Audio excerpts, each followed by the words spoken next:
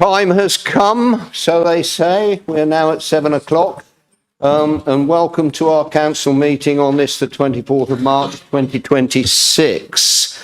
Welcome to members of the public in the gallery. Welcome to members of the public who will be watching on live stream.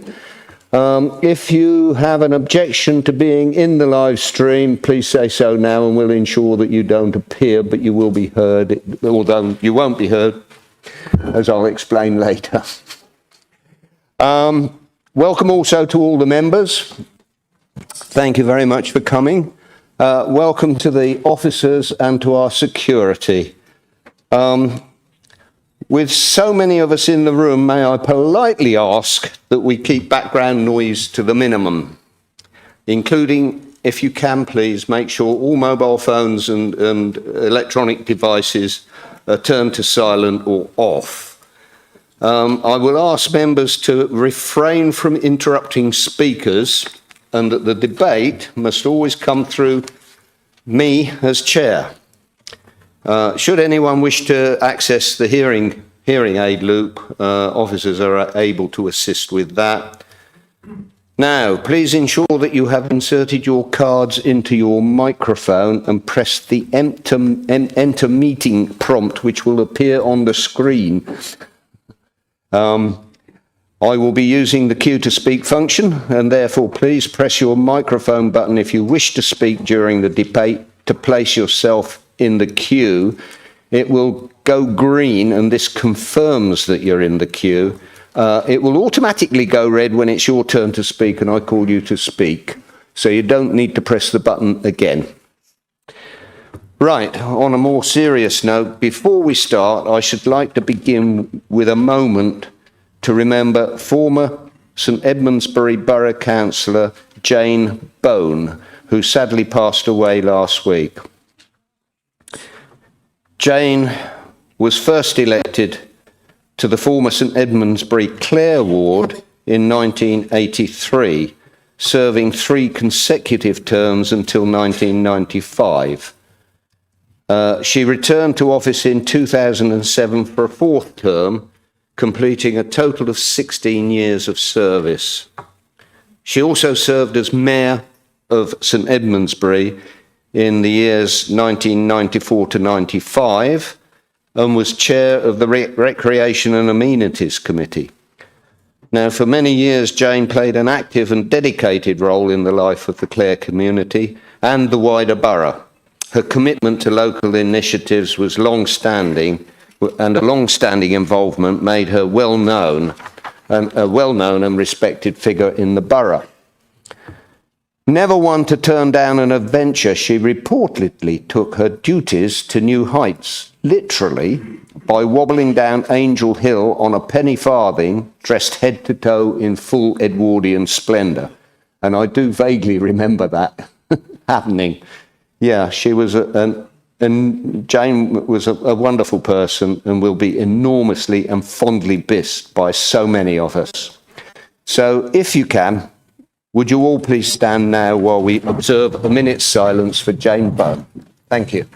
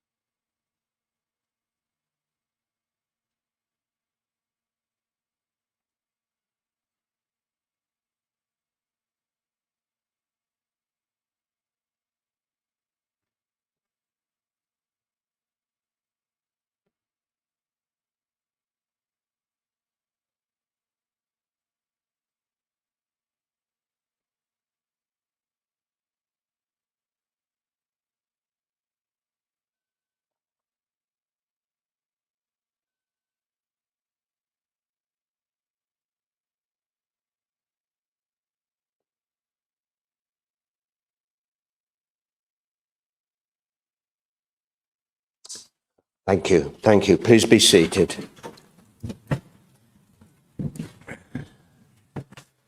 Okay, turning to the agenda, item number 1, the minutes. May I please have a proposer for the approval of the minutes of the meeting held on the 24th of February 2026? Happy to propose, Chair. Thank you very much, Councillor Lucanik. Could I have a seconder, please? Councillor Waterman. Thank you. Are there any comments on the minutes before I move to the vote? Nope. I will now take the vote then. Members, please do raise your hands very clearly in the air and leave it there long enough for it to be able to be counted. Those in favour, please. Any against? Any abstentions? The minutes of the meeting held on the 24th of February 2026 are hereby confirmed as an accurate record. Thank you very much indeed. Item number 2 is the Chair's announcements. And you will have noted a list of the engagements and events that the Vice Chair and I have undertaken since the last ordinary meeting on the 24th of February 2026. It'll be in your notes. I don't think you had anything to comment. I won't, in interests of speed. You have it all there in front of you. Thank you. Item number 3. Announcements, and this is to include apologies for absence. I invite the monitoring officer to make any announcements and inform of the apologies for absence received. Teresa, thank you. Thank you, Chair. We've received apologies for absence from Councillors Diane Hind, Birgitta Major, Joe Rayner, Karen Richardson, Sarah Stamp, Laura Jane Miller-Jones, Karen Soons, Richard Rout and Andrew Speed. Thank you very much for that, Teresa. I shall move swiftly on then to item number 4, which is declarations of interest. I would like to remind members that it is their responsibility to declare any interest in any subject on this agenda no later than when that agenda item is reached. And are there any interests that wish to be declared now? No. Thank you very much. Item number 5, public participation. On this occasion, no members of the public have registered to speak, so we will move swiftly on to item number 6, which is the leader's statement. Members may ask the leader questions on the content of his statement or on any council matter. 5 minutes are allowed for each question to be asked and answered. The leader may also invite responses from his cabinet portfolio holders. There is a maximum time of 30 minutes allowed for this item. So I wish to invite Councillor Waterman, the leader of the council, to introduce his statement, please. Thank you.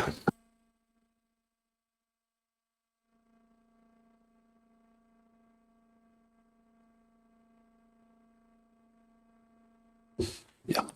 Okay, I got that right, so that's good. I'll assume everyone's read what was written, so I won't go through any of that. But there's quite a lot to get through, so I'll be fairly brief, and then hopefully there'll be time for some questions at the end. So we start with local government reorganisation, and we're very hopeful that we'll hear the answer to the government's deliberations sometime this week. And all I'm going to say is that whether it's the County Council's proposal for 1 Suffolk, or whether it's the District Council's proposals for 3 councils, known as the Suffolk to the power of 3, I pledge that all the officers of this council, and I'm sure of the County Council, will work their very best to make sure the chosen model is successful. And that's in the interests, really, of all our residents and everybody else who has an interest in our wonderful county. So let's move on to some of the projects the council is doing at the moment. And I'm going to blame Mark Miller for this, but Mark and I were brainstorming what we should call this. We decided, because there are 30 projects we were aiming to complete by the term of this council. And so we came up with the slogan, or the badge, 30, thriving 30, thriving 30. So if it's a good badge, I'm going to take the credit. And if it's duff, I'm going to blame Mark. So we've always, as an administration, we've always focused on delivery. I remember right the very first week I was in that little office up there writing delivery on my board. We know we've got limited capacity to do everything, but we want to make sure that those things we do successfully and take them to either a conclusion or to a state where we can pass them on to our successor council. So I'll just highlight a few of these Thriving 30 projects. And the first one I'll talk about briefly is play zones. And I'm sure most people have seen these publicity that's been in the local press about these.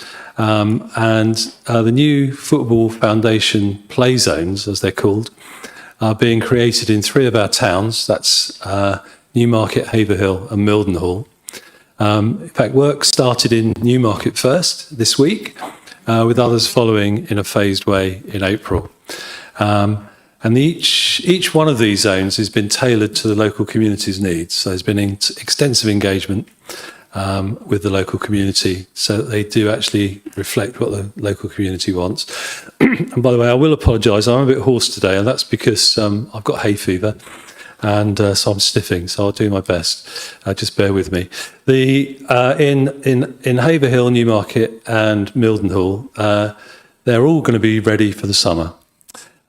We, as a council, made a successful bid which unlocked £667,297 of grant from the Premier League, the FA and the government's own Football Foundation. And we put in £222,433 of our own money. And I think that's very typical and very, the way we work as a council. We double or triple our ability to do things by working with our partners. And I notice my microphone's cutting in and out a bit, so hopefully it's not affecting you too much. I'll have a word with Lewis at the end. And of course, these play zones are part of a wider initiative to increase activity across the district. And as you remember from last month's budget, we've put £3.5 million into our leisure investment fund. So we'll be improving all the district leisure centres, reducing their emissions and their utility bills, and generally making it easier for our residents to stay healthy. So another one of our Thriving 30 is the Haverhill Town Centre Improvement Project.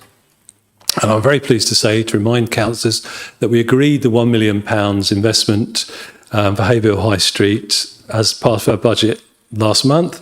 And there's also an addition of £700,000 that's been kept in the bank to be spent on this. So we've got a nice big fund to spend on it. And just turn the page. And so what we're doing is really upgrading the high street with new street furniture, generally tidying up the town centre.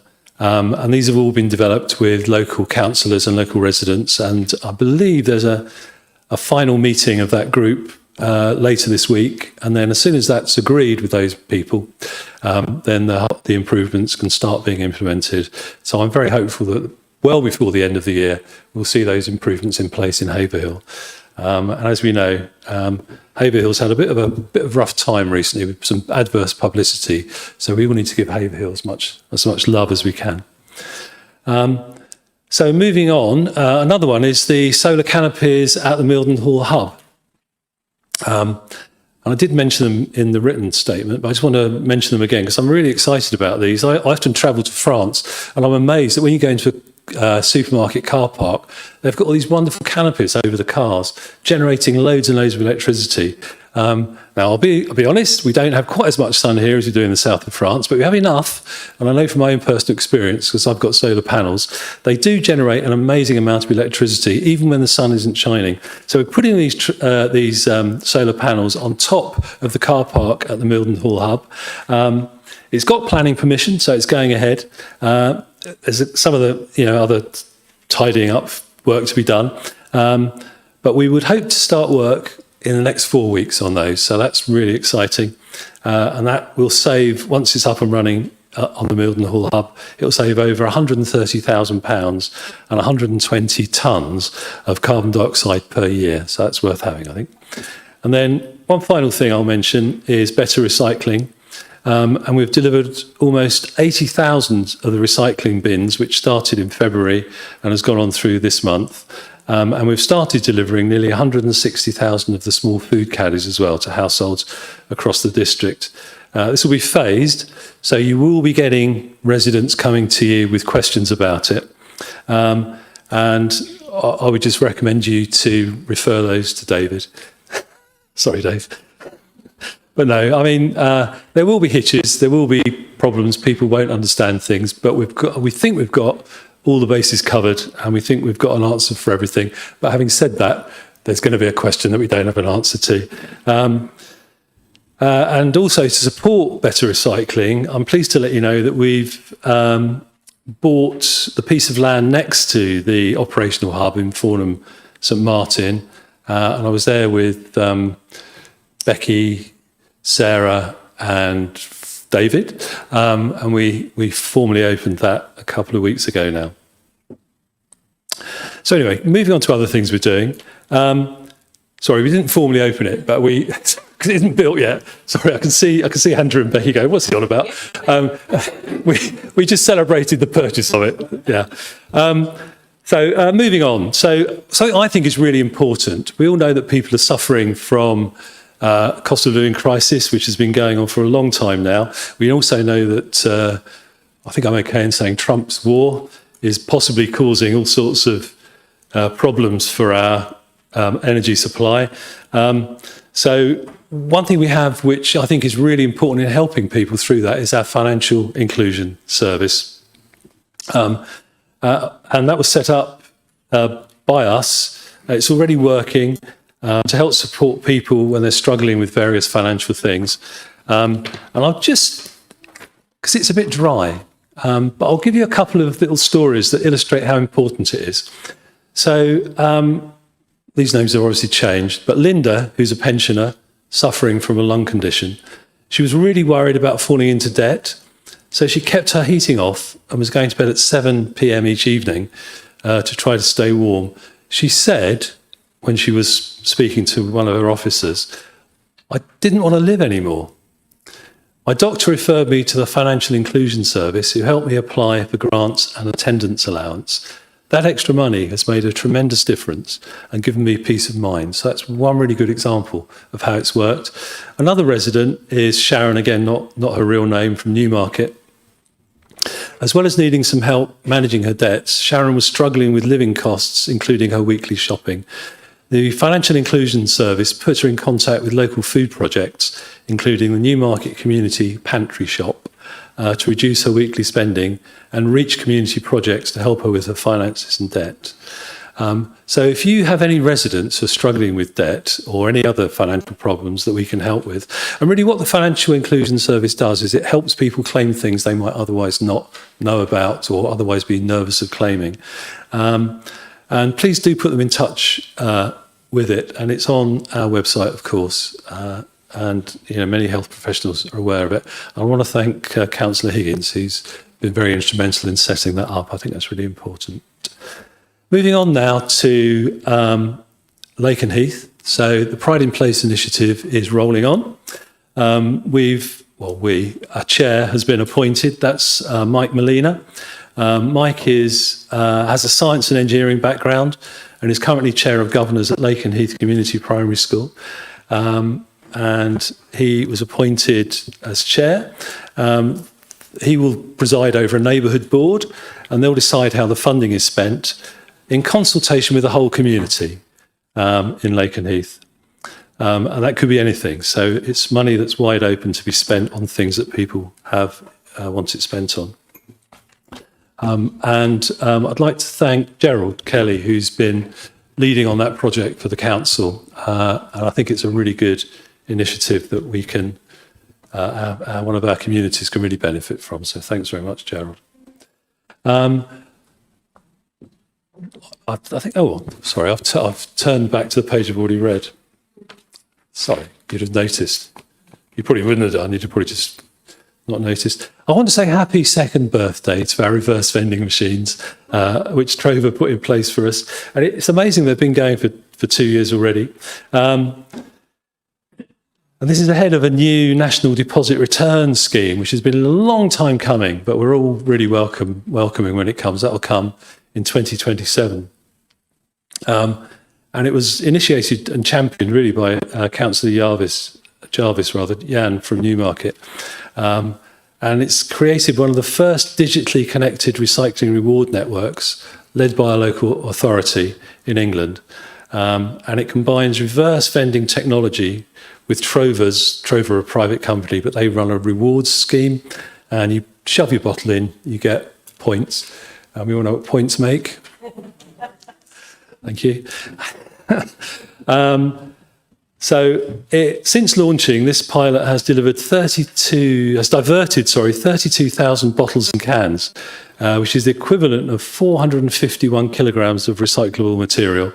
And for those of you who love numbers, another one coming up, 1,162 kilograms of saved carbon emissions, which apparently is comparable to the carbon absorbed by roughly 50 trees. So, that's good. So that's definitely something we're happy about. And finally, I'll come to the car parking changes, which Council voted on last meeting. I'll just update members as much as I can on the progress we're making on implementing this. So Cabinet are working with our officers on implementing this as quickly as we can. There are some technical difficulties. It's not as simple as you might think. So we've, for example, got to have a TRO, a traffic regulation order put in place, and that takes a certain amount of time because there's consultation with local residents and so on. We have been lucky because we'd already ordered 60 new solar-powered car parking charge machines from the supplier in France. So they're arriving, we hope, in April, all being well. And assuming they get installed without a hitch, touch wood, then the priority will be to put them in car parks where these new charges will apply. So we're hoping, all things being equal, that all those new charges, all those new parking rules and regulations will be in place by the end of June. But obviously that is dependent on everything working out as well as we hope it will. So with that, I'll stop and I'll hand back to the chair and answer any questions that you've got. Thank you. Thank you very much for that, Councillor Waterman. I see I have two people wishing to speak at this moment. Oh, that's suddenly multiplied. But I will, if I may, start with Councillor Hood, please. Thank you. Just a couple of things on the statement. First of all, on the play zone, could you just take this on board? You said there was extensive engagement with the local community, but I have to say none of us three from Newmarket here know anything about it. I'm not expecting an off-the-cuff answer because I want to get on to that was a statement. My second question, is that on page 31, under the Thriving and Healthier Communities section, as we know, the last 3 years, West Suffolk Council had an opportunity to get ready to build out the St Felix Sports and Community Hub, and yet despite a plan, despite £2 million being allocated by Suffolk County Council and another £2 million by West Suffolk, Suffolk County Council has fulfilled its obligations, but at the last minute, West Suffolk Council said that it couldn't be done, and we don't accept that. However, in the leader's response to my question on page 9, which is set out in the minutes, you say that everybody's going to be working together to overcome the challenges identified and address them with Suffolk County Council partners and stakeholders. So could you please tell us, because this is really time sensitive, what has happened in the last month in relation to resolving these apparent issues? Thank you.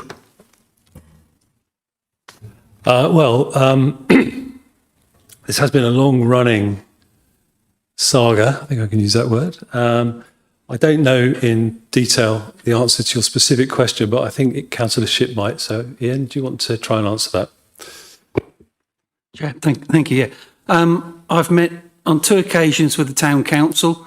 I've been in dialogue with Suffolk County Council, Suffolk County Council's officers, and our officers have been in dialogue about moving the project forward and discussing the current situation as to where we are. And I'm awaiting a response from County Council about how we move that forward. From what I can gather, things are slowing down rapidly at County Council due to the forthcoming election, which is a shame really, because we do want to crack on with it. Whether or not, and I appreciate Councillor Hood, you don't agree with the current stance that this council has. However, that's a stance that the majority of the community, especially representatives of the town council and sports clubs, feel is the right way forward. So the answer to your question is we've been talking to stakeholders. We'll continue to talk with stakeholders, including town council, county council and sporting partners, as well as the community. Thank you. Am I allowed to come back? I'm asking what progress has been made, and I think the answer is that it would be really helpful if we knew if there had been progress, because I think I'm hearing there hasn't been, and this is time sensitive. Perhaps a written answer or something. Well, I think Councillor Shipp gave you a very full answer of progress, and this is a complicated situation which has dragged on for a long time. I mean, your characterisation was that Suffolk County Council was the angel and West Suffolk Council was the block. Other people have a different perspective on it, you know, it's one of those situations which I think when we get local government reorganisation, and when we have a unitary council, it will be much easier to resolve because we won't have disparate voices shouting in different directions. And I use the word shouting because I think at times some of the debate at other places has got quite divisive. But I'm content that this council has done everything it can to move things on. And if I had to put the blame somewhere else, and I'm not going to, it would not be with this council. It's not about blame. Sorry, you can't come back again. Thank you. I would like to now move on, if I may, to Councillor Joe Mason, please. All right, thank you. Thank you for the welcome comments about progress on the car parks. June is a little bit disappointing, but I understand the technical difficulties in getting it over the line. The amendment did say a 2-year project, so I'm hoping that June marks the month 1 of that 2-year project. Also, that the spirit of it was, I sincerely hope that first hour free parking is available in the morning and the afternoon and not just once a day. But Leader, my question actually originates from an email that I received late this afternoon. And it was from a resident quite distraught because absolutely nowhere in Haverhill is it possible to dispose of sharps. None of the pharmacies or doctors' surgeries, not Boots, nowhere in Haverhill. Now, I've phoned through to officers and they confirm that. Currently in Haverhill, you have to go to Newmarket, Addenbrooke's or West Suffolk to dispose of sharps. The community that requires this service is understandably quite concerned and at a loss. My ask is, would you be prepared as leader to reach out to the ICB to see if we can have a temporary solution and ultimately a permanent solution so that residents aren't future disadvantaged by where they are. Councillor Marks previously had done some excellent work on this, securing bin locations and sharps collections in Haverhill. That is no longer available. And I just wondered if there was anything that you could do to assist us, please. Thanks very much, Joe. I wasn't aware of that, so thank you for bringing it to my attention. I must admit my obvious answer would be go to Boots, but if they're not taking them, and I don't know why they're not taking them, as you say, it's something down to the ICB, the Integrated Care Board. I honestly don't know why, but I'm more than happy to pick that one up, and I'll get back to you as soon as I hear anything. So thank you for raising that one. Thank you. Councillor London, please. Thank you very much, Chair. It's been my great honour to chair the Grants Advisory Working Group for a third year this year. Last week we had the wash-up meeting for this year's Thriving Communities Fund, what used to be known as the Community Chest. So now seems like the correct time to ask you, Cliff, if you will join me in thanking the applicants both for their community work and for the work in submitting their applications, the council officers who worked tirelessly to sort of operate the scheme, and the councillors from both sides of this room who sit on the working group who scrutinised every application and had to make some really, really tough decisions. Yeah, very much, John. I definitely join you in thanking all those people for that. And I've heard stories of, wadges of paper this thick that people have had to wade through. So I know all the members of council who've been on that have deserve a really big thank you. Someone said, one of my residents today said to me, Cliff, why do you do this? Why are you a councillor? And I said, well, I don't know, really. I suppose because I, try and serve my community. And I think all of us in this room feel that way. And as John has highlighted, this is one of the really important ways that we do serve our communities. And so I would definitely like to echo his thanks, John's thanks to all the officers and all the councillors who've taken part in that important work. So thanks, John, for raising that. Thank you. Councillor Hoffensberger, please. Thank you, Mr. Chairman.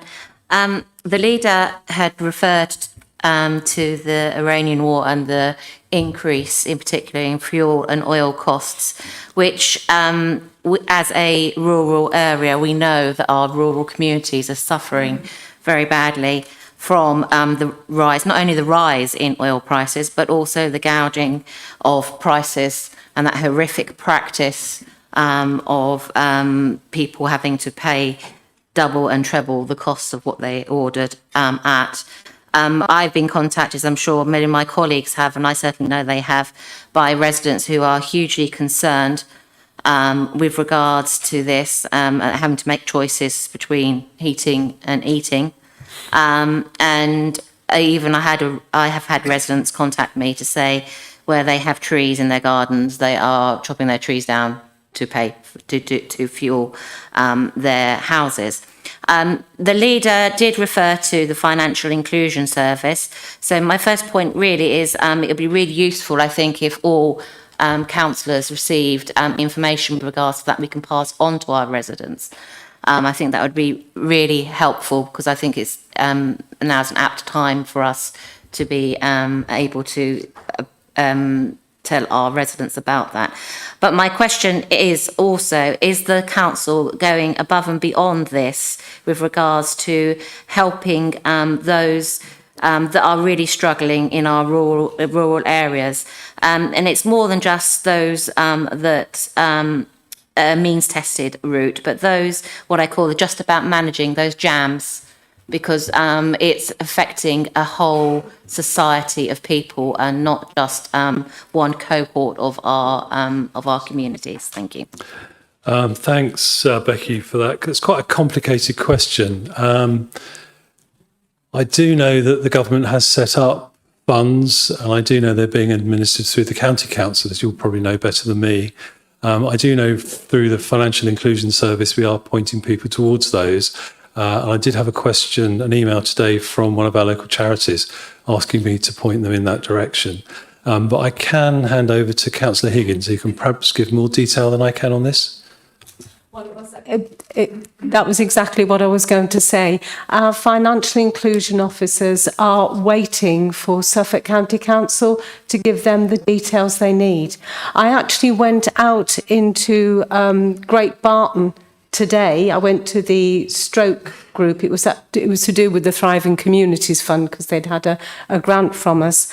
And spoke to a resident out there and I've got various dates that would be appropriate for our financial inclusion officers to go in there. So as soon as they have that information and the criteria for the release from the Crisis and Resilience Fund held by Suffolk County Council, they will be signposting. But they also do an in-depth search to find out if there are any other sources of income that they can find for people, and they have been very, very successful for people who had no idea what they were entitled to. So basically that is what we are doing. We are helping people to find the information that they need. Thank you. Can I just remind the House to stop chattering and interrupting speakers, please? It's happening all around. Thank you. I would now like to move on to Councillor Neil, please.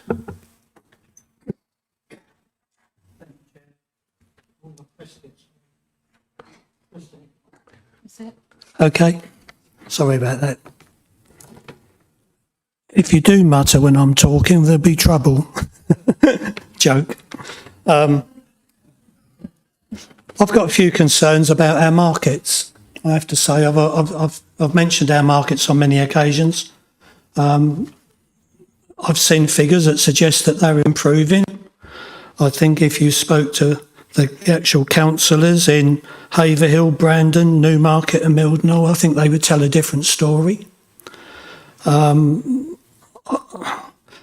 We put finance towards our markets, but things haven't really changed as far as Mildenhall's concerned. We've always had around 4 or 5 stalls. There has been occasions when there's been a focus on our market and it's grown, but then they don't stay very long and they're gone because the 12 weeks free pitch fee is used up, and they've struggled.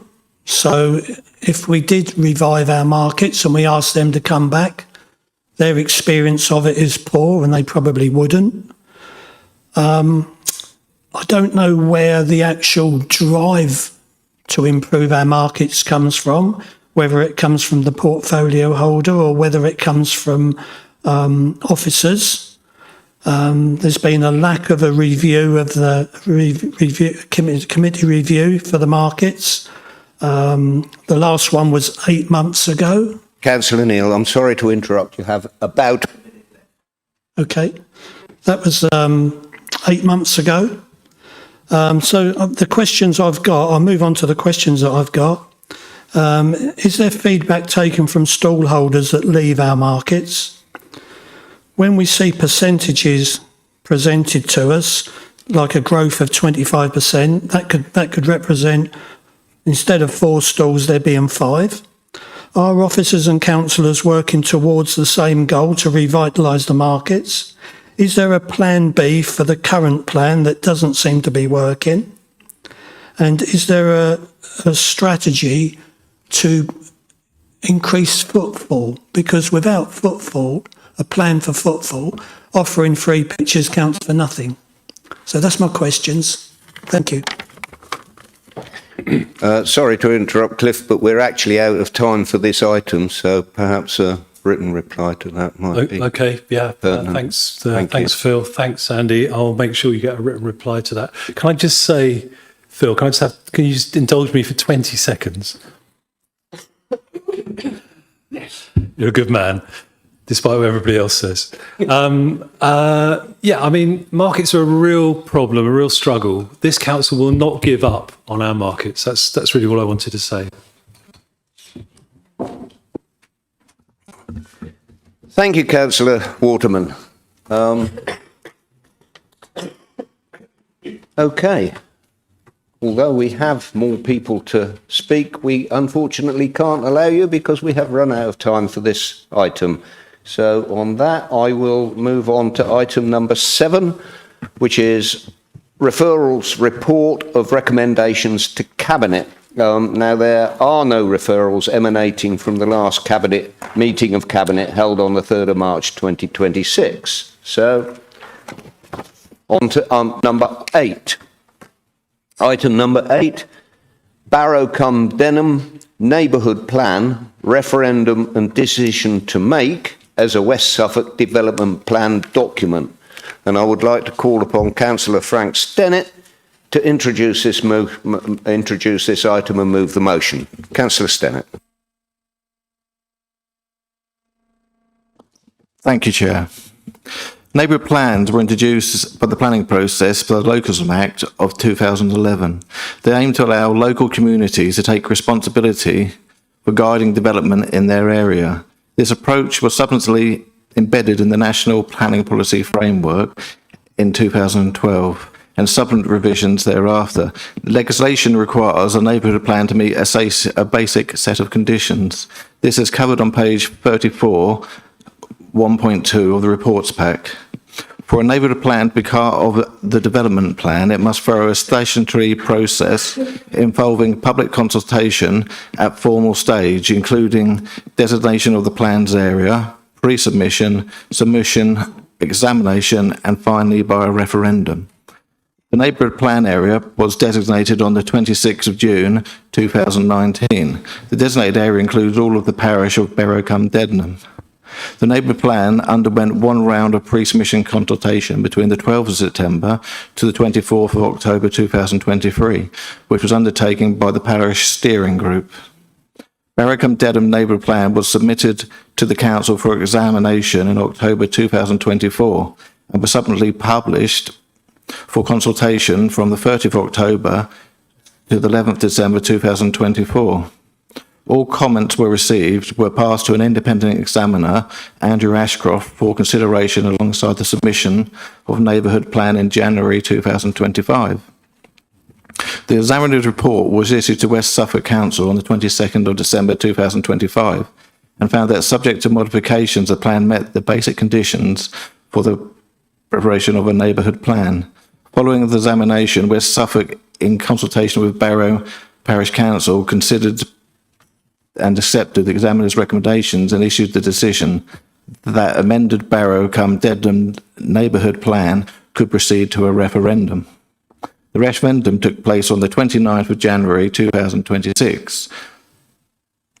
And the question what was asked is, do you want West Suffolk Council to use the neighbourhood plan for Barrow cum Denham to help it decide planning applications in the neighbourhood area? The neighbourhood plan was successful at the referendum, with a majority of 433 people voting yes and 140 voting no. The turnout was 34.51%. The Planning and Compulsory Purchase Act of 2004 requires local planning authorities to make, well, that means adopt, a neighbourhood plan if more than half of those voting at the referendum have voted in favour of the plan. The plan must be made as soon as reasonably practicable as possible and no longer than 8 weeks after the referendum is held. Council can only decide to refuse the plan at this stage if it considers that the making of the plan would breach or would otherwise be incompatible with any EU obligation or in the Convention rights with the meaning of the Human Rights Act 1998. This legislative compliance check was undertaken by West Suffolk Council on the 3rd of December 2025, considered that the referendum version of the neighbourhood plan met the legislative requirement, and furthermore, the plan proceeded to meet the basic conditions of the neighbourhood planning, including EU obligations of any of the core convention rights. I'm now going to move to the recommendation, Chair. It is recommended that the Council, this is on page 33, adopts the Barrow cum Denham neighbourhood plan referendum version so that it becomes part of the statutory development plan, a material consideration in determined planning applications in the Barrow cum Denham neighbourhood area. 2, gives delegated authority to the service manager to make non-minor material consequential changes to the plan as necessary and exercise all the Council's functions and responsibilities in remaking the Denham cum Barrow neighbourhood plan. Thank you, Chair. Thank you very much for that, Councillor Stennett. I would like to call upon Councillor Holder to second this motion. Yes, thank you, Chair, and thank you for that presentation as well. This neighbourhood plan has actually been going on for many, many years ahead of some of the dates that we've been given, and it caused quite a lot of consternation within the village of very interested parties. Unfortunately, it came in the teeth of the local plan being prepared and the consultation on that, and by and large, the village was split on the sites that were going to be chosen, and they were talking always about housing sites and not about the infrastructure that goes with the neighbourhood plan and with planning applications. And eventually, fortunately, with all the hard work that the parish council, all the parish councillors did over the years this was in progress, they came together with our officers and presented a very good plan to the village, which obviously got a majority as required by law. So I would commend the council votes for this neighbourhood plan. If I remember rightly, Hargrave Parish Council were one of the first, and it was sponsored by the then St Edmundsbury Borough Council, or the joint council that was running back in 2018. And their one came in very smoothly. I wouldn't say Barrows has, but it's there. So thank you, Chair. Thank you very much for that, Councillor Holder.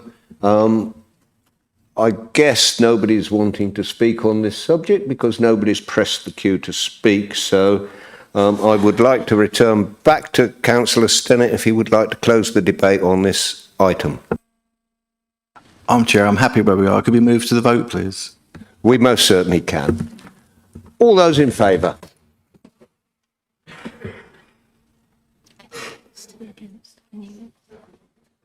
Those against? Any abstentions? The motion is passed. Thank you. Item number 9 on the agenda is pay policy statement for the year 2026 to 2027. And I would like to call upon Councillor Kelly to introduce this item and to move the motion. Thank you. Thank you, Chair. It's something that comes up every year. Short of going into the figures to several decimal places, I just want to highlight a few things that I'm sure are of particular note. The first one is around the gender pay gap, where in fact there's been another increase so that it's in favour, if that's the right word, of of females over males, which doesn't reflect, normal industrial type arrangements. Part of that is because the number of males in the lower quartile of our workforce, and that's mainly because things like the waste service is fundamentally a male manual service as it is at the moment. No action plan required. So the next thing I'd like to pick up on is pay ratios, which is another interesting one. I'll start by pointing out that the Hutton Review recommends a difference between highest paid and lowest paid of no more than 12 to 1. Well, last year it was 6.5 to 1, and that has dropped by 1 percentage point. It's now, not 1 percentage point, 1 decimal point to 6.4.1. I think the other thing is around national minimum wage, which applies to those aged 18 to 20, and then there's an under 18 and apprentice rate and so on. All those numbers are in there. And I think the other thing that I would mention particularly is that the lowest paid contractual staff who've completed satisfactory probation period are paid £13.26 per hour at a full-time equivalent basic pay rate of £25,583 per annum. So it's basically there for, excuse me, noting and thank you, Chair. Thank you very much, Councillor Kelly. Could I call upon Councillor Dave Smith to second this? Thank you, Chair. Yeah, happy to second. Reserve my right to speak. Thank you. You reserve your right to speak. So I will move to the floor, and I have no requests to speak at this stage on that, so I will go straight back to Councillor Smith. Okay. Councillor Kelly, would you like to close the debate? The vote, please, Chair. Once again, we will do and accommodate you. All those in favour, please.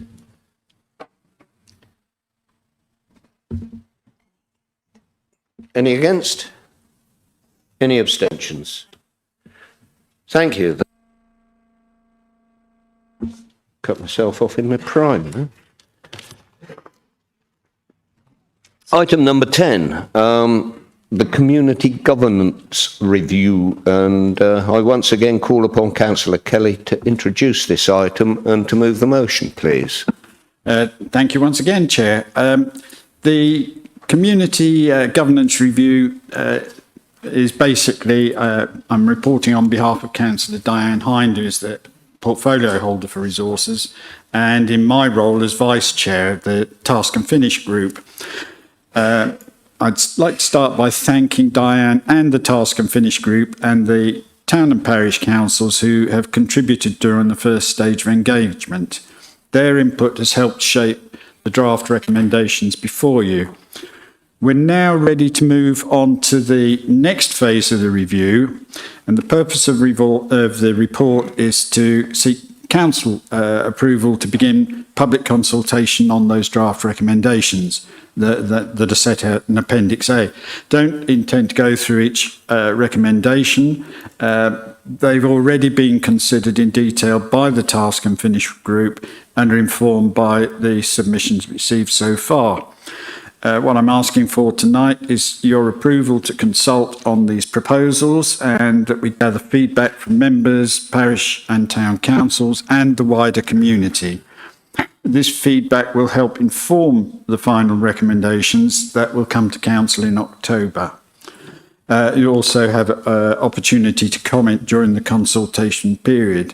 I would also like to thank our officers who have basically intervened, even though they've not actually reached the stage of wanting any change to their boundaries, which never gets recorded anywhere, but it is at least as valuable as some of the recommendations that move forward in terms of clearing the air, making sure that everybody is agreed and that things can continue as they are. So anyway, I am going to move the recommendations as set out in the report. Thank you, Chair. Thank you very much for that, Councillor Kelly. Could I call upon Councillor Stennett to second this item? Thank you, Chair. I'm more than happy to second this item. I've actually been approached by a couple of the parishes who would like the consultation to be undertaken to help inform the decisions going forward. Thank you. I take it you don't reserve your right to... Because you've already spoken. Okay, over to the floor. I have Councillor Becky Hoffersberger, please. Thank you, Mr. Chairman. I would wholeheartedly support this paper before us, in particular with regards to the Fornhams. They have been eminently sensible and carried out lots of conversations between the parish councils. There's actually two of them, although it involves three parishes, Fornham All Saints and Fornham St Martin and Fornham St Genevieve form another parish council. They have been talking, they have obviously neighbouring villages, they have very common interests, and also they're thinking ahead with regards to local government reorganisation and the potential of parish councils taking on more powers going forward and future-proofing themselves. I think it's an eminently sensible idea which has been put forward from the parish councils, but also backed up by the communities that they represent as well. So I think this is a very sensible idea and fully support it. Thank you very much, Councillor Hockensberger. Councillor Smith, Andrew Smith. Thank you, Chair. Well, of the four parishes that are mentioned, two are actually in Bardwell Ward, one being Fakenham and Magna and the other being Honington and Sapperston. And those of us who look after rural wards have huge respect for the effort and commitment that's given by local parish councillors. In the case of Fakenham and Magna, it's a relatively small community. It actually doesn't have a village hall, for the sake of argument. So at the moment, they're a bit peripatetic around various other parishes and village halls. That respect that I have for Fakenham and Magna parish councillors extends to Honington and Sapperston parish councillors, and I would say that I give them 100% support in these relatively small changes that will make their life in serving their community that much better. Thank you, Chair. Thank you so much, Andrew. Councillor Kelly. Yes, the reason the number is 3 is because there is a grouping which is not the same as emerging on two of them. But otherwise, thank you for that. Again, I would repeat, thanks to the parish councils who have been involved. It's not always an easy discussion to have with your neighbours, but at least the discussions have been made and come to fruition. Thank you, Chair. Thank you very much. We will now move straight to the vote. All those in favour, please. Any against? Any abstentions? The motion is passed. Thank you very much indeed. We now move to item number 11, which is a motion on notice indoor sports provision in Newmarket. Under section 9 of the council procedure rules, Councillor Adrian Whittle has given notice of a motion. You will have received an email yesterday outlining Councillor Whittle's amendment to his proposed motion. Accordingly, the updated version, which for those of you working electronically is also published on the council's website, is the version that should be considered tonight rather than the one included in your agenda pack. If you've not seen this updated version, you will find a copy of it on your desk. I would like to remind you that each member, including the proposer and seconder, may only speak once and for a maximum of 3 minutes on the motion. And the proposer has the right of reply at the conclusion of the debate for 3 minutes. So I would call upon Councillor Whittle to introduce this item and to move the motion. Councillor Whittle, please. Good morning, good evening, Council. I support this motion because Newmarket faces a long-standing and well-evidenced shortfall in indoor sports provision, one that becomes harder and more expensive to resolve the longer we wait. In 2012, Newmarket lost 2 major educational facilities that had previously provided valuable sports space, Scottback Middle School and St Felix Middle School. Whatever the reasons for the closure, the result has been the same. A significant and lasting reduction in accessible indoor sports capacity for clubs, young people, families and community groups. Since then, the town has continued to grow. The Hatchwood Farm development, up to 400 homes, is being delivered through to 2029. Construction of 50 new homes on the former St Felix site has also been underway since 2025. That is hundreds of new households, many with children and young people who need to play, places to play, train and stay active. Yet there has been no equivalent increase in indoor sports provision to replace what was lost, let alone meet current and future demand. Local sports clubs are doing remarkable work in increasingly difficult circumstances, juggling scarce bookings, restricting sessions, and in some cases turning people away.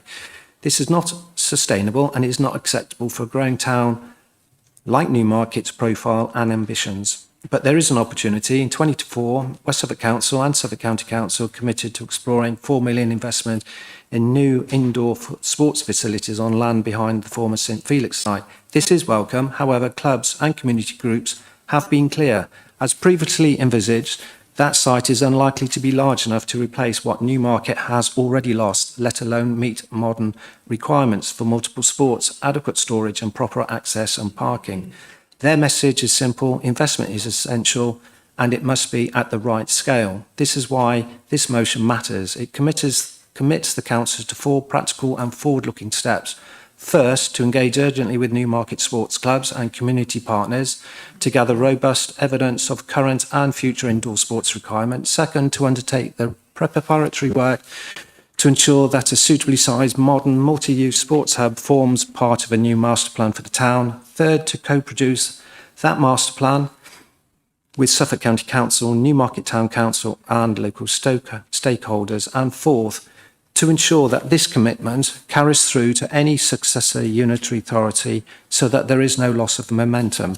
Chair, members, this is not about resisting development, it's about planning responsibly so that Newmarket grows and grows well. We have the evidence, we have the opportunity, and we have a responsibility to get this right. I therefore move the motion. Thank you. Thank you, Councillor Whittle. I call upon Councillor Andy Drummond, is it, to second this motion. Would you like to speak now or reserve your right to speak at the end? Thank you. Please go ahead.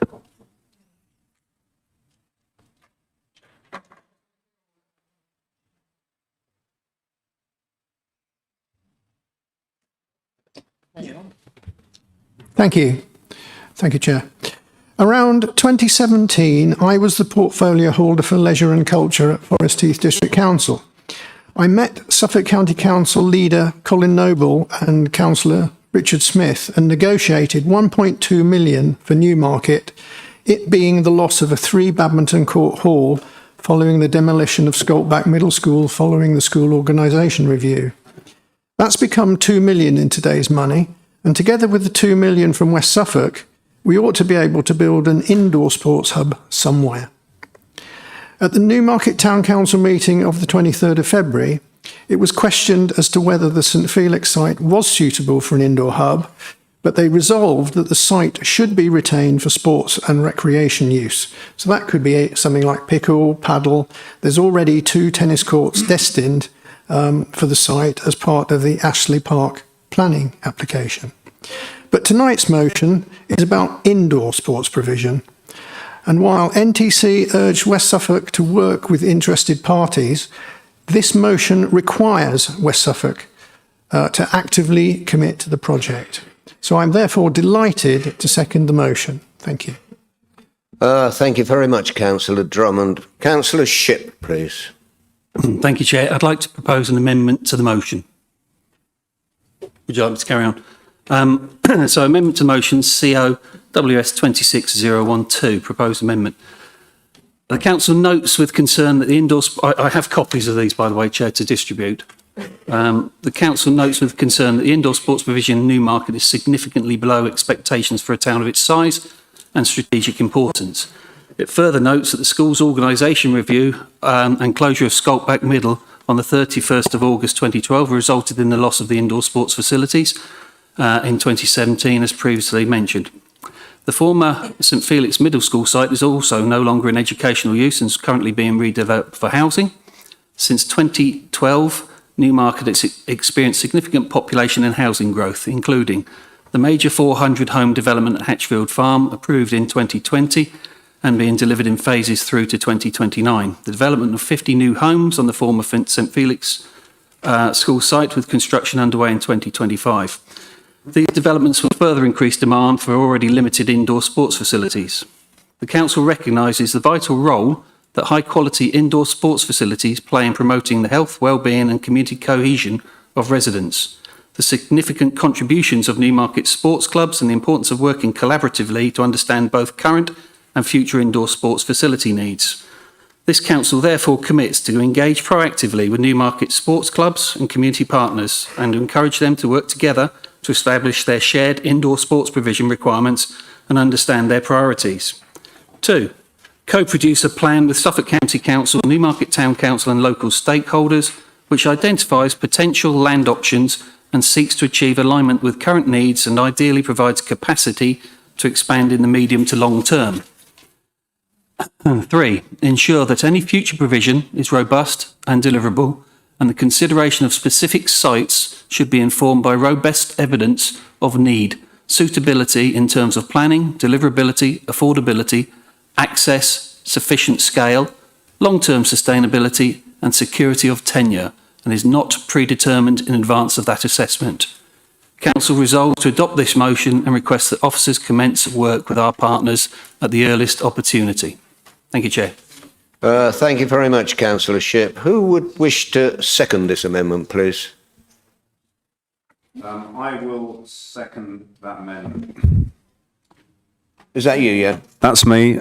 I will second that amendment. Thank you very much. And I'll reserve my right to speak at the end. Thank you. Thank you so much. Okay, we will turn the... I'm going to pause the meeting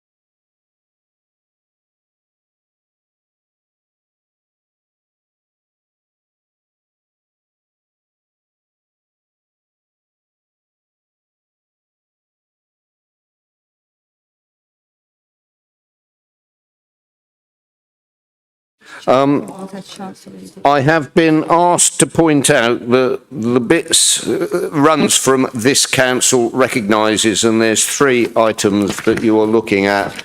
The bits that are struck out do not apply to the amendment. They are just there to show what was.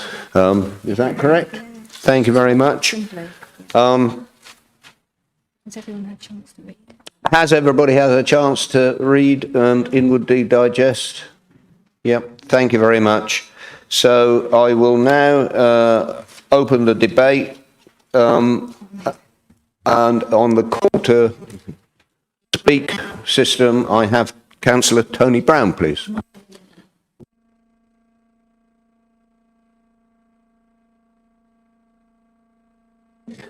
On the amendment, not the substantive, Tony.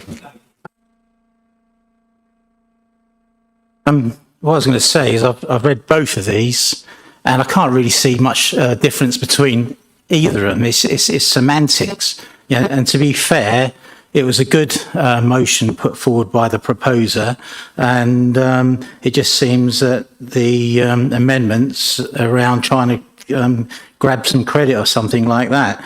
The only thing is that you've taken the word urgently out of the original amendment, which I think Newmarket urgently needs a sports hall. Newmarket urgently needs a recycling centre. Newmarket urgently needs a better high street and a better market. So, no, I won't I won't vote for the amendment, and hopefully all my colleagues, my independent colleagues on here, will not either. This is just about wrecking a perfectly good motion, and Godspeed to it. Hopefully it goes through. Thank you. Thank you very much, Councillor Brown. I have Councillor Hood, please. Thank you. I'd like to absolutely echo what's just been said. And so I think we should all take that on board. There was a perfectly good motion. This, I'm afraid, is a bit of an embarrassment. The is taken out from everything. So if you look at what the council is committing to do, they are continuing to engage, etc. They haven't been engaging. One example is that in July 2024, some of us, including me, attended with Councillor Shipp a meeting of all the sports clubs. July 2024. In February 2025, nothing had happened. Nobody had been contacted. I called and spoke to Councillor Shipp, who's very charming and delightful, as we know, and he said to me, "Oh, I'll find out what's happened, Rachel." Nothing had happened. So 18 months from that first meeting, nothing has happened. Oh, but wait a minute, on February the 6th, there was yet another meeting starting from the beginning again. So we're now continuing to engage with these sports clubs. We have wonderful sports clubs in Newmarket, and we are letting them down. It's embarrassing for us as West Suffolk councillors.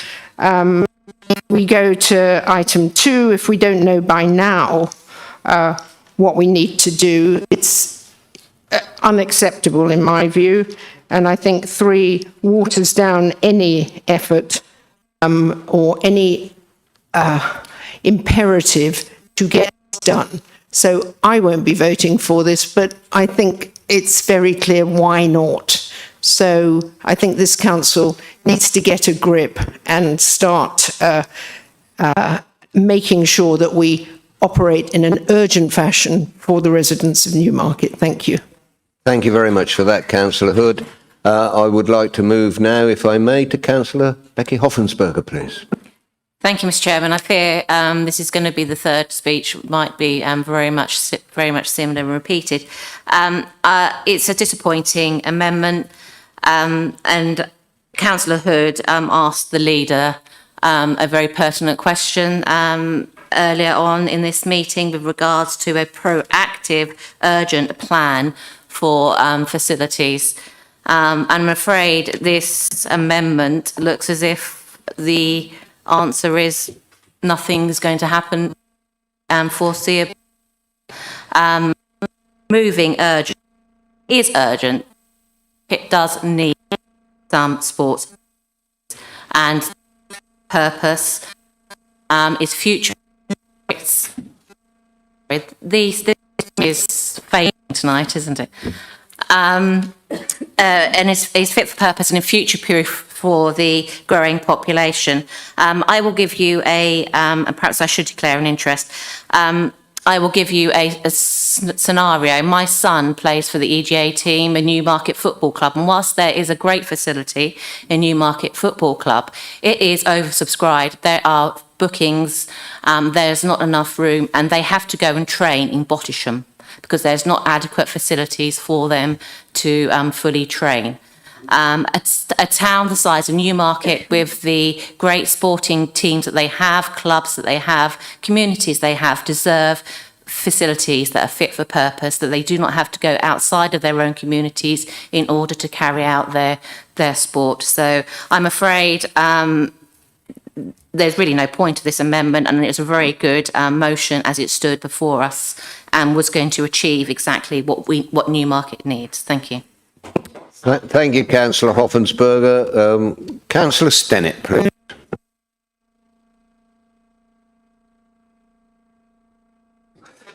Thank you, Chair. The reason this motion was amended was to address flaws in the original one. There are points of the original one what can't be done. It is completely wrong to suggest that number 4 can happen and have everybody over there saying it's a brilliant motion. The motion that we have put forward today is to make sure that this thing can actually go ahead and happen. Number 4 in their motion cannot legally happen. It is poppycock. Thank you. Thank you, Councillor Stennett. Councillor Clark, please.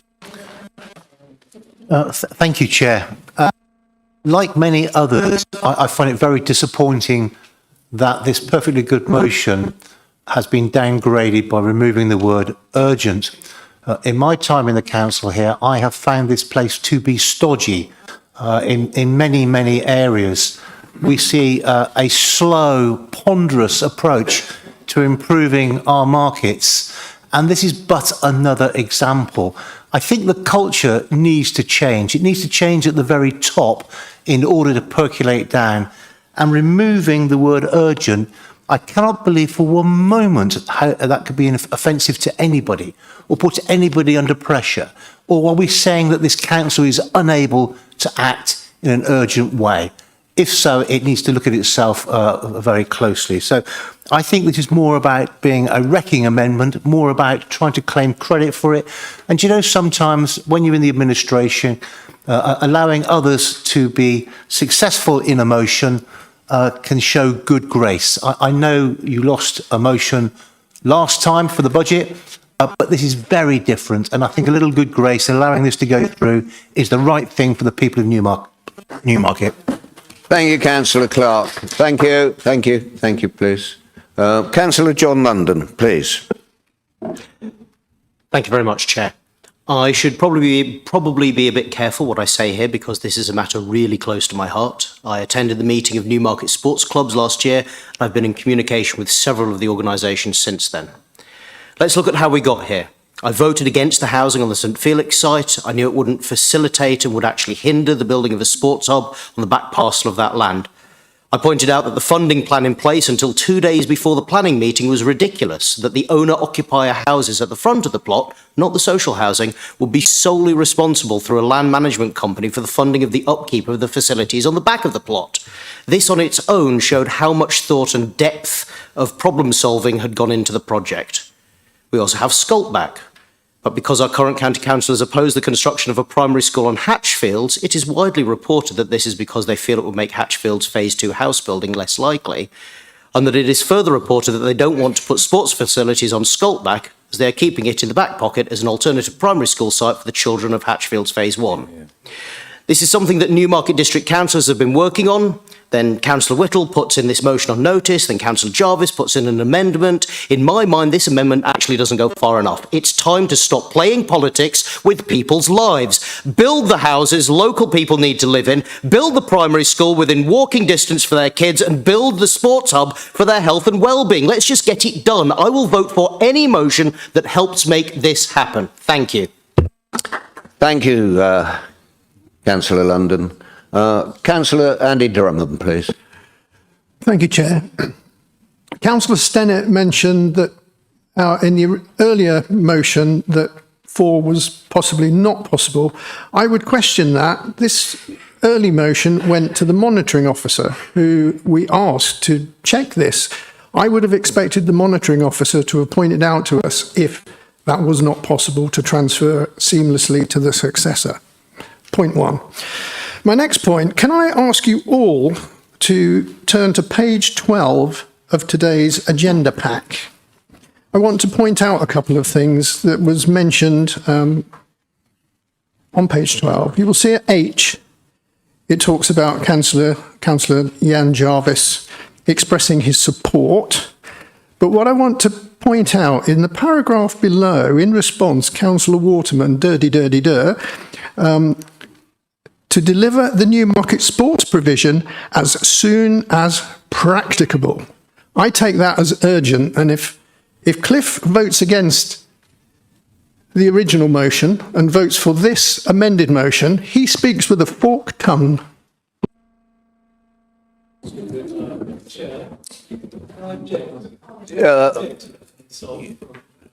Yes, please. Would you care to apologise for the insult, please?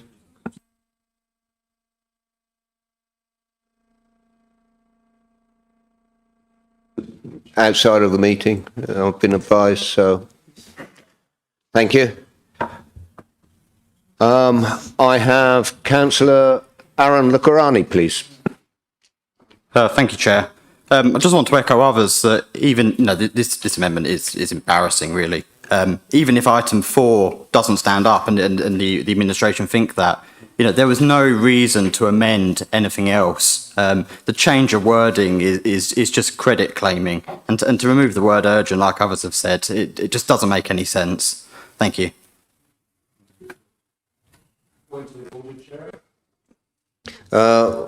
What part of the Constitution does your point of order relate to, please? My point of order relates to item number 4. We've just heard from a member here that advice was taken from the monitoring officer, and that confirmed that what was in here is legal and deliverable. I'm not sure that that was necessarily the case, so it would be helpful for the monitoring officer to clarify.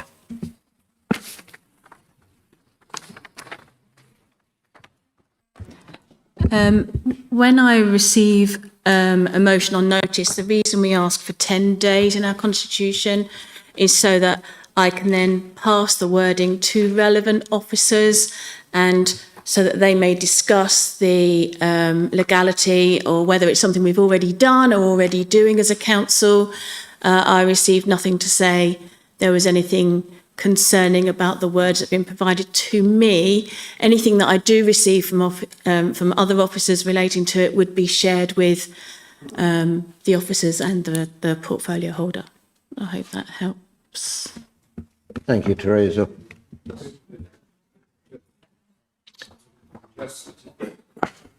Just to clarify, Chair, so what I understand is being said is the wording is acceptable, but nothing beyond that is implied. Only if I'm instructed by officers that it's something that the council is already doing or is something that the council is unable to do. I would await that instruction. So just to clarify, you're saying that we can ensure a successor organisation to carry forward this proposal, because that's what the wording says. We can't guarantee anything from the successor council. Correct. Thank you.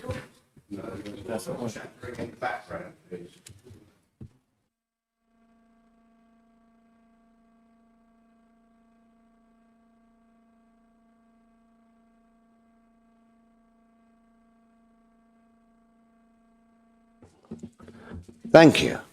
Councillor Indy Janayaka, please. Thank you, Chair. We've heard from several people saying this amendment is, not good, all these sorts of things. I would like to point out that this amendment does not take away the words the earliest opportunity, and most people would say that the words earliest opportunity reflects urgency. The original motion only had urgency when it related to the engagement with the stakeholders in Newmarket. What the amendment shows is that engagement has already been taking place, and that's why the word continue to engage proactively.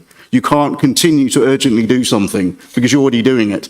The original motion gave the impression that that engagement was not happening, which is not factually true, and that's why that was changed.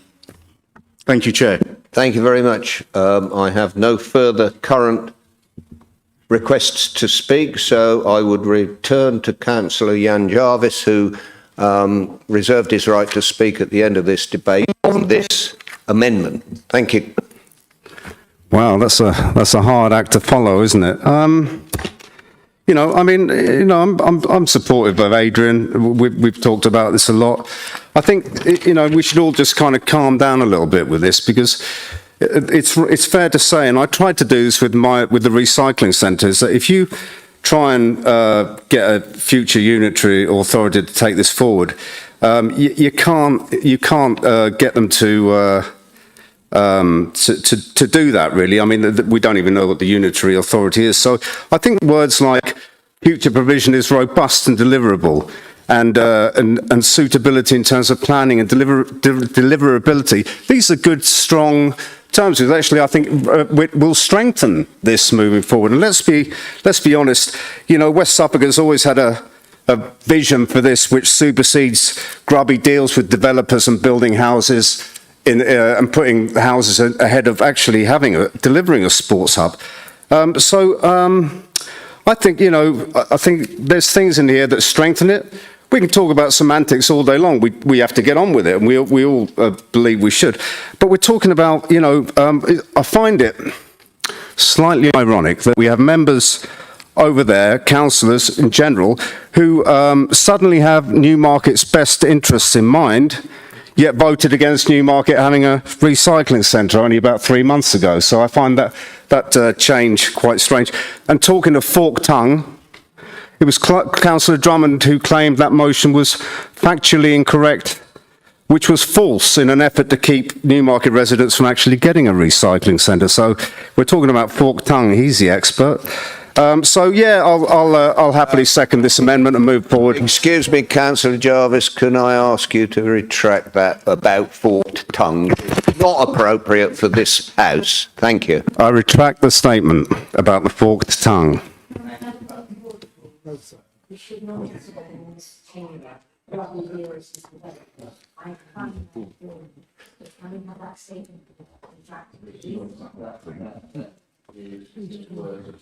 Point of order, sorry.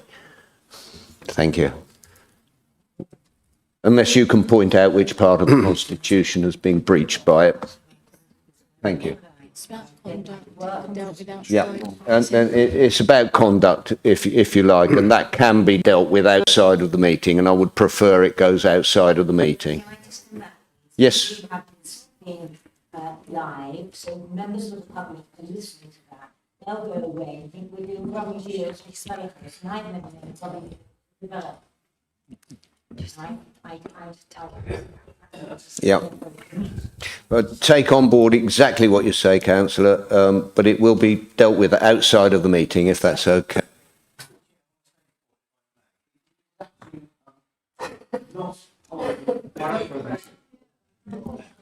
Chair, the seconder was speaking, reserved his right to speak at the end. The seconder has reserved his right to speak at the end. He was speaking. Sure, I still believe it's a point of order, Chair.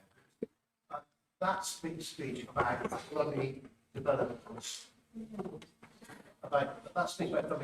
It's not showing respect to developers, and we are bound by our constitution to do that. So I think that is a point of order. It's about conduct, Chair. It is about, it is, as yeah, it is about conduct, and I've just been informed. Allow me to speak, please. It is a conduct thing, and I do not allow it as a point of order. My decision is final. We will move on with the debate, and I will go back to Jan Jarvis to finish.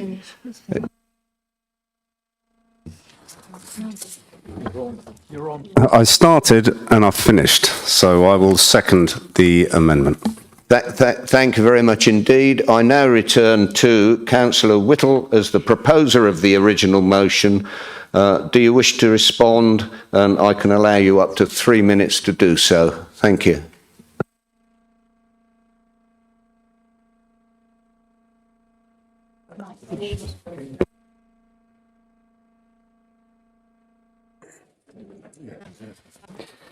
I don't wish to add anything further. Everything that needs to be said has already been said. I don't support the amendment for the obvious reason that the original motion was intact and was ready to be voted upon. Thank you very much, Councillor Whittle. I will now put this to the vote when we are voting on the amendment. All those in favour, please.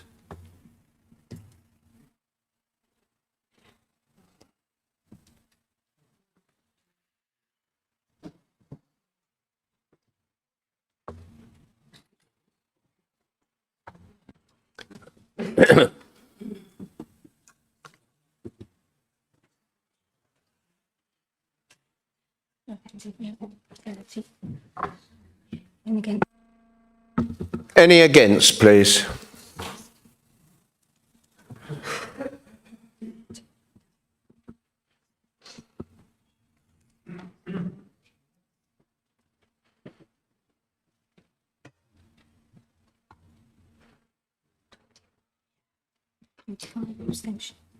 Abstentions, please.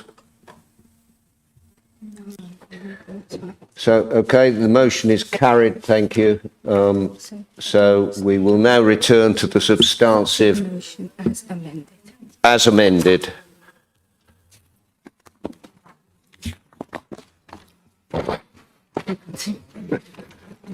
Yeah. The debate will now continue.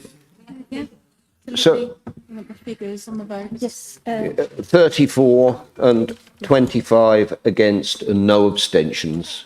Thank you. So the amendment has actually passed. The substantive motion now on the table is the original motion as amended. And the debate will now continue on the amended motion. Those that spoke on the amendment cannot speak again. No one wishes to speak. No one wishes to speak, so I will move straight on. Very quick. Charlie Lynch. Yeah, when Scott Back School was demolished a decade ago, it removed a sports hall that has served the community for decades. It promised a replacement that would be provided for what was taken. It has not. 9 years later, Newmarket's clubs are in a perpetual struggle, scrambling for scarce slots around a single hall the town has left. As one example, I spoke to the head coach of Newmarket Volleyball Club just today. They have 2 National League teams good enough to be pushing for Division 1. They cannot play a home match in this town. They drive 50 minutes to Chatteris in the Fens. They train across 2 venues just to get enough court time. When they use the leisure centre, it costs them £104 every session. With 23 members not getting enough time on court, they are now thinking of leaving the leisure centre altogether. The council is pricing out a National League volleyball club out of its own town. Our gymnastics club has 160 members and 15 coaches. They operate out of a private racing industry facility, a precarious home, not a public building, not permanent, because the town has nowhere else for them to go. Those coaches give thousands of pounds worth of their unpaid time every year to help provide something this council has an obligation to deliver and has not, and they are having to look elsewhere. Our running club has 225 members aged 9 to 80. They wrote to this council asking for help. They received no reply. An England athletics coach who has produced Olympic level athletes trains in the town. He says there's significant talent in the area being held back, not by lack of effort, by lack of a building. £4 million has been committed by this council and Suffolk County Council. It has sat unspent for years while we have had committees, statements and planning failure that two councils are still blaming each other for. The residents need better.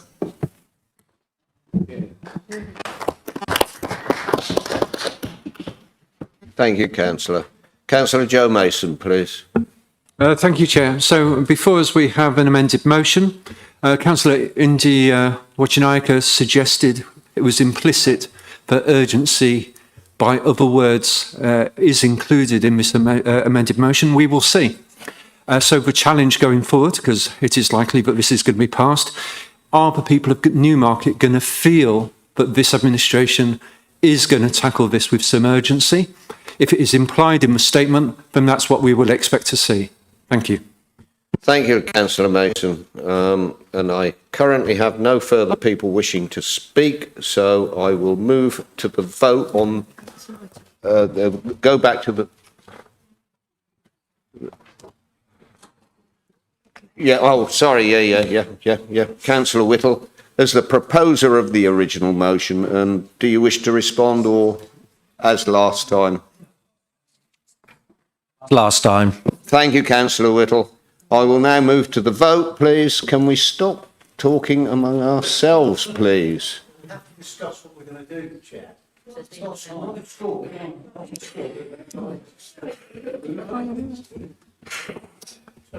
Thank you. Thank you. We are moving to the vote. Those in favour of the amended substantive?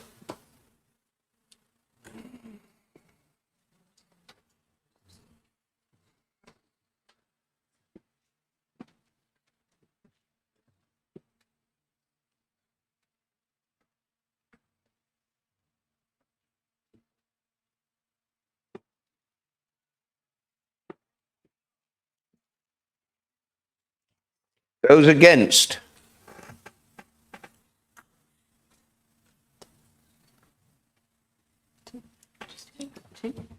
Any abstentions?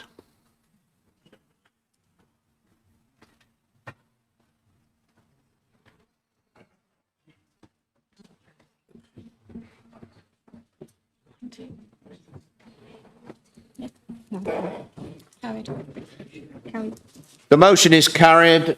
There were 34 in favour, 2 against and 19 abstentions. Thank you very much, ladies and gentlemen. I will now move on to item 12, which is any other urgent business, and we have no items of urgent business to consider. Therefore,